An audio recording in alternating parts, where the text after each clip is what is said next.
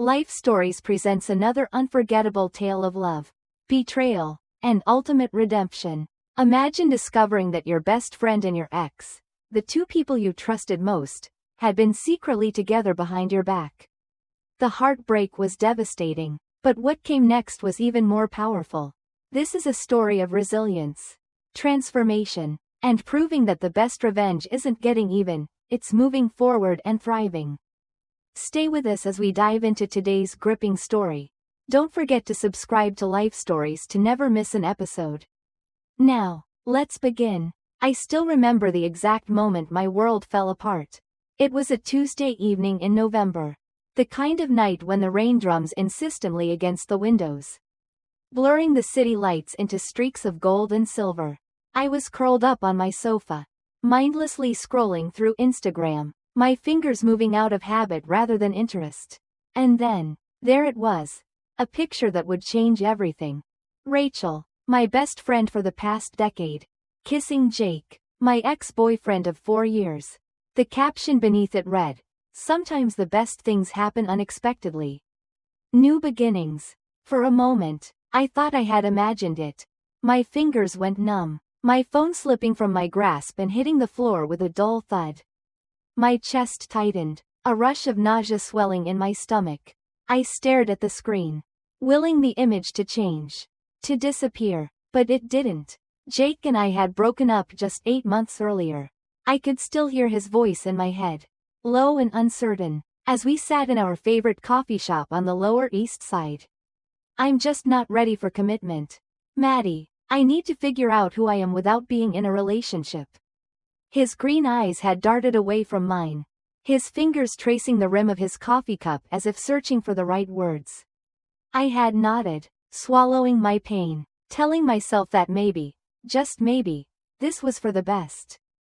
That after all these years together, perhaps we had outgrown each other. But now, staring at that picture, the truth hit me with a force that knocked the breath from my lungs. He hadn't needed time to find himself. He had needed time to be with her. I pressed my hands against my face, willing the tears to stop. But they came anyway, hot, angry, and relentless. This wasn't just a breakup anymore. This was a betrayal of the worst kind. I had met Rachel in college. We had been randomly assigned as freshman roommates at UCLA. Both of us studying communications. Both wide-eyed and hopeful about the future. Late-night talks over cheap wine. Helping each other through heartbreaks. Celebrating every little victory together. She had been my person. The sister I never had. When my mother was diagnosed with breast cancer in our junior year, it was Rachel who drove me home to San Francisco every weekend, holding my hand through every doctor's visit, every difficult night. And Jake, he had been the first person I truly loved.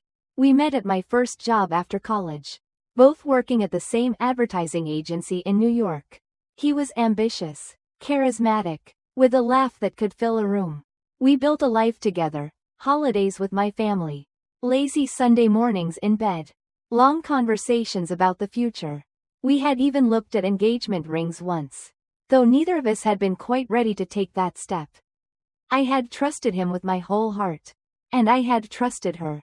I picked up my phone with shaking hands and dialed Rachel's number. It rang 3 times before she answered. "Hey, Maddie," she said hesitantly, as if she already knew. "Were you ever going to tell me?" My voice came out quieter than I expected, barely above a whisper. A long pause. I was going to call you this weekend." I closed my eyes, my pulse pounding in my ears. "It just happened, Maddie." I let out a hollow laugh, my grip tightening on the phone. "Things like this don't just happen, Rachel." Another pause. Then, softly, 3 months. I pulled the phone away from my ear, staring at it as if it had betrayed me too. 3 months. While she was texting me about her job frustrations, sending me memes to make me laugh, asking me to grab brunch, she had been sneaking around with him. And I, like a fool, had been grieving a man who had already moved on. "I'm so sorry," she said, her voice breaking. "I never meant to hurt you. It's just, we connected." And, stop. My voice was sharp, final. "I can't do this right now. I hung up before she could say another word. The silence in my apartment was suffocating. I stared at the wall for what felt like hours. My mind replaying every moment, every conversation, every sign I had missed. Then, without thinking, I grabbed a bottle of wine and started scrolling through their social media. It was all there, the digital breadcrumbs of their relationship. Hiding in plain sight, pictures of them together at group events. Little comments on each other's posts. Inside jokes I hadn't understood at the time. The more I looked, the clearer it became. Their story had started long before I had even left it. The next few weeks were a blur of pain. I called in sick to work, ignored my phone, and shut myself off from the world. I wasn't just mourning Jake. I was mourning Rachel. The loss of our friendship felt even heavier than the loss of my relationship. I cycled through every emotion: rage, despair, disbelief. Some days, I wanted to scream, to throw things, to make them hurt the way they had hurt me. Other days, the sadness was so overwhelming I could barely get out of bed. Then, one afternoon, there was a knock on my door. Ryan stood there, arms crossed, looking me up and down. "You look like hell," he said bluntly, pushing past me into my apartment. "Thanks for the update," I muttered, shutting the door behind him.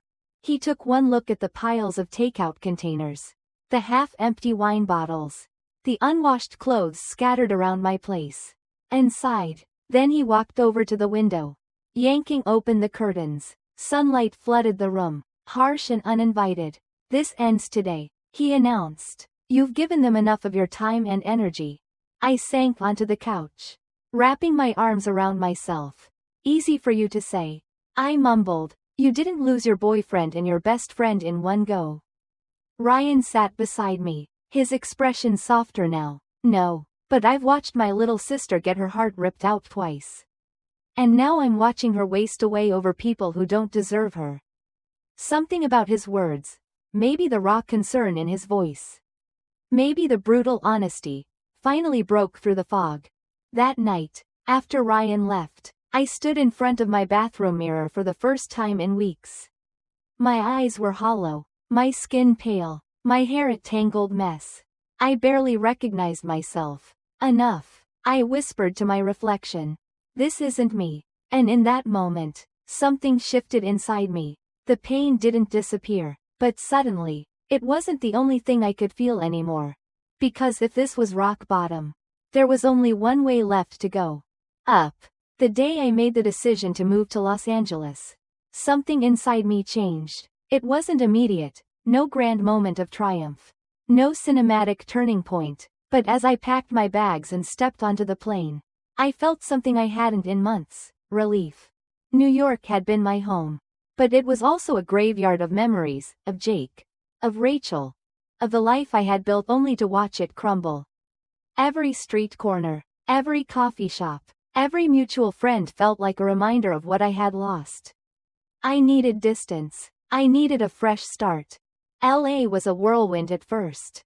The city had an energy unlike anywhere else: bright, sprawling, endless. My new job was demanding, but I threw myself into it with a renewed focus. Working late nights, pushing my creativity further than ever before. Within months, I had landed a major campaign for one of the biggest luxury brands in the country. People started to notice. My name began circulating in industry circles. And for the first time in a long time, I felt like me again, not Jake's ex, not Rachel's former best friend, but Madison Walker, a force to be reckoned with. I also started taking care of myself in ways I never had before. I hired a personal trainer, not to lose weight, but to feel strong. I saw a therapist, unpacking all the anger and betrayal I had buried. I reconnected with old friends, ones I had neglected during my years with Jake. And, most unexpectedly, I met someone. Nathan was everything Jake wasn't: self-assured but not arrogant, kind without being performative. We met at an art gala in downtown LA, arguing over the meaning of an abstract painting neither of us particularly liked. Our connection was effortless, easy in a way that made me realize how hard I had worked to keep my relationship with Jake afloat. Nathan didn't play games. He didn't make me question my worth. And just as I was beginning to believe I had left my past behind, an envelope arrived in the mail. Rachel and Jake were getting married. The invitation was cream-colored, expensive, embossed with gold lettering. It was almost laughable. The audacity, the sheer nerve of it. But it was the note tucked inside that truly took my breath away. Maddie, I know this is probably the last thing you want to receive. We hurt you deeply, and I live with that guilt every day. But you were my best friend for a decade. And it doesn't feel right to take this step without at least inviting you. I miss you. If you can find it in your heart to be there, it would mean the world to me. If not, I understand. With love always. Rachel. I laughed, a bitter, hollow sound that filled the empty space of my apartment. With love always. How dare she? For a long time, I considered ripping it to shreds, tossing it in the bin and forgetting it ever arrived. But then, an idea formed. I wasn't going to ignore it. I was going to accept. The moment I decided to attend the wedding, I knew it wasn't about revenge in the way most people might think. I wasn't going to make a scene, or confront them, or cause some dramatic spectacle. No, my presence alone would be enough. I had 3 months until the wedding, and I intended to use every single day wisely. First, I doubled down on everything I had built in LA. I landed 2 more high-profile clients, securing my name in the industry. I started taking photography more seriously, something I had always loved but never pursued beyond a hobby. I traveled, to Paris, to New York, to the wine country in Napa. I built a life so full, so rich, that the idea of Jake and Rachel's wedding became nothing more than a mildly interesting event on my calendar. And, of course, there was Nathan. One evening, as we sat in my apartment, sharing a bottle of wine after a long day, I casually mentioned the wedding. You don't have to go. You know, he said, watching me carefully. I know, I said, swirling the wine in my glass. But I want to. His brow furrowed. To prove something? I considered that for a moment. No, to close the chapter completely. A pause. Then, with a small smirk, he asked, do you want company? The idea of walking into that wedding with a man like Nathan by my side, confident, successful, and completely unaffected, was almost too perfect. I'd love that, I said, smiling. When the day arrived, I was ready. My dress, a sleek navy gown that fit me like it had been made for this exact moment, was neither flashy nor attention-seeking. It was just right. My hair, which I had let grow longer over the past year, was styled in soft waves. My makeup was subtle, polished. Nathan, as always, looked effortlessly refined in his tailored suit. As we stepped into the venue, I felt nothing but calm. No nerves, no lingering pain, just peace. The wedding was as extravagant as I expected, an outdoor ceremony in Napa Valley. All white roses and fairy lights. Rachel looked stunning, I had to admit. And Jake? Well, he looked tense, uncomfortable, even. His eyes kept darting around the crowd until they landed on me. For a split second, I saw something flicker across his face. Surprise? Regret? It didn't matter. I smiled politely, as if greeting a distant acquaintance. And that's when I knew I had won. Not because he looked like a man questioning his choices. Not because Rachel's smile seemed just a little too forced. But because I felt nothing. Later, as Nathan and I swayed on the dance floor, I caught Jake watching me from the bar. And when he finally approached, asking if we could talk, I simply said, there's nothing left to say, Jake. And with that, I walked away. As Nathan and I left the wedding that night, I felt something I hadn't expected, lightness. Like I had finally set down a weight I hadn't even realized I was still carrying. On the flight back to LA, Nathan squeezed my hand. No regrets? He asked. Studying my face, I smiled, gazing out the window at the endless stretch of sky. None. 2 weeks later, I received an email from Rachel. She thanked me for the elegant crystal frame I had gifted them, mentioning that they hadn't found the perfect photo for it yet. I never replied. 6 months after the wedding, I heard through a mutual friend that Jake and Rachel were in counseling. A year later, their marriage ended. The official reason? Irreconcilable differences. The truth? Jake's drinking had worsened, and Rachel resented the sacrifices she had made for him. When I heard the news, I felt no satisfaction, just a quiet acknowledgement that some things are never meant to last. Meanwhile, my life flourished, my career soared, and Nathan and I found a beautiful home together. One evening, as we stood on our balcony overlooking the city, he pulled me close and whispered, "You've built something incredible, Maddie." And he was right. Because in the end, my greatest revenge wasn't their downfall, it was the fact that I no longer cared.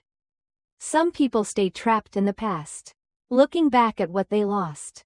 But the truly powerful ones? They move forward, creating something better. A life so full, so beautiful, that the past becomes nothing more than a distant memory. If you enjoyed this story, don't forget to subscribe to Life Stories for more.